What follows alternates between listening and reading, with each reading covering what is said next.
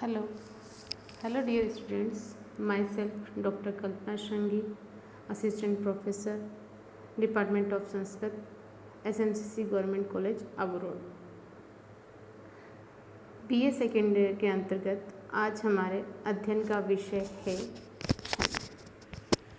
छंद। प्रथम प्रश्न पत्र की चतुर्थ इकाई में सन्निहित है। छंद हमारे सिलेबस का सबसे सरलतम टॉपिक और सबसे स्कोरिंग टॉपिक माना जा सकता है। छंद पढ़ने के लिए सबसे पहले हमें इसके सामान्य परिचय और सामान्य नियमों का ज्ञान होना आवश्यक है। छंद संस्कृत में छंद शब्द छंदांसी छादनात् व्युत्पत्ति के अनुसार छाद धातु से निष्पन्न हुआ है, जिसका अर्थ है आवरण, तथा यद अक्षर परिमाणम तच्छंदः। निश्चित मात्राओं को समाहित करके जो पद्य लिखा जाता है उसे छंद कहा जाता है।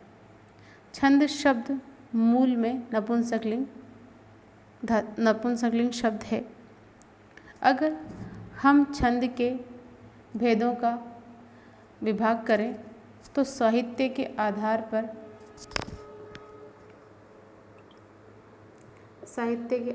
पर छंद को दो भागों में विभक्त किया गया है, वैदिक और लौकिक।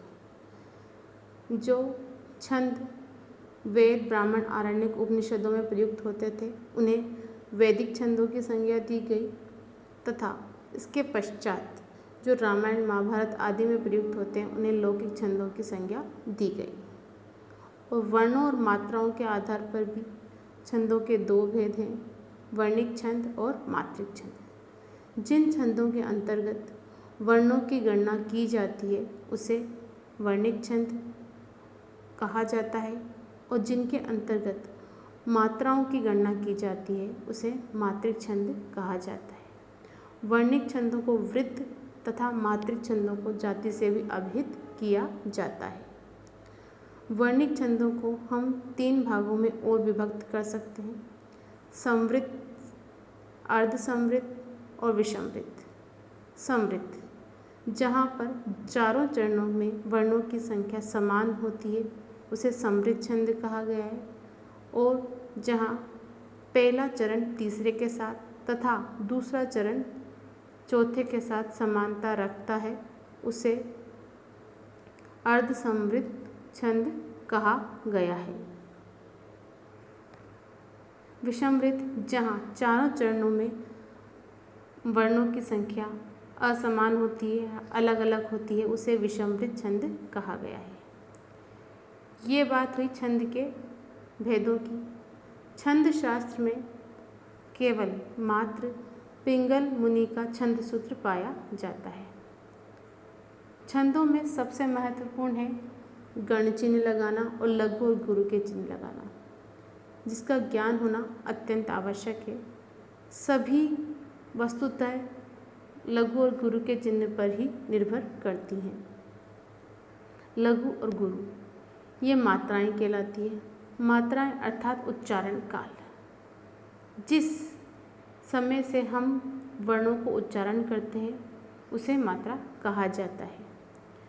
संस्कृत साहित्य में दो प्रकार के स्वर पाए गए हैं और वैदिक में तीन प्रकार के स्वर पाए गए हैं। लौकिक में ऋस्व और दीर्घ, और वैदिक में प्लुत के साथ ये पाए जाते हैं। ऋस्व को हम लघु की संज्ञा से अभिहित करते हैं, जिसका चिन्ह है आई जैसा चिन्ह, और दीर्घ को हम गुरु के नाम से अभिहित करते हैं, जिसका चिन्ह है एस जैसा चिन्ह। ये वर्ण के ऊपर लगाए जाते हैं।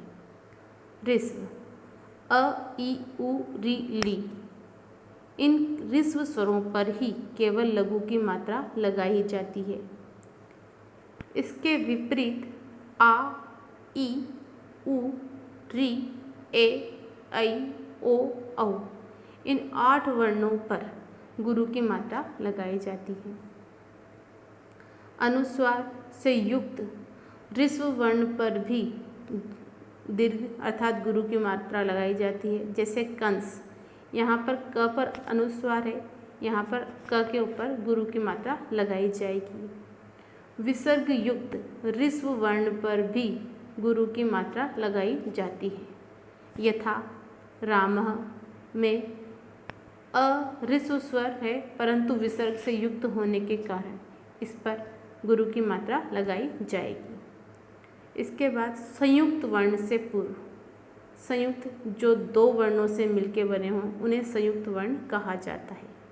जैसे श, त्र, ज्ञ, द्य, श्र और य में श से पहले, त्र से पहले, ज्ञ से पहले, इन आदि संयुक्त वर्णों से पहले इन पर गुरु की मात्रा लगाई जाएगी।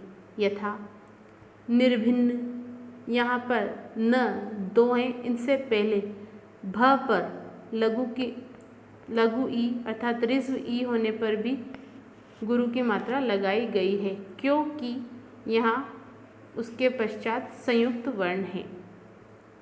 तथा अंतिम नियम पादांतस्थम, आवश्यकता होने पर अंतिम वर्ण को हम लघु से गुरु और गुरु के स्थान पे लघु मान सकते हैं।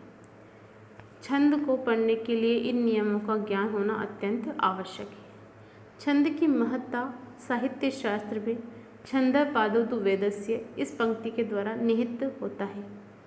छंद शब्द का प्रयोग सबसे प्रथम वेदांग साहित्य में किया गया और वेदांग साहित्य में छंद को वेद पुरुष के पैर की संज्ञा दी गई।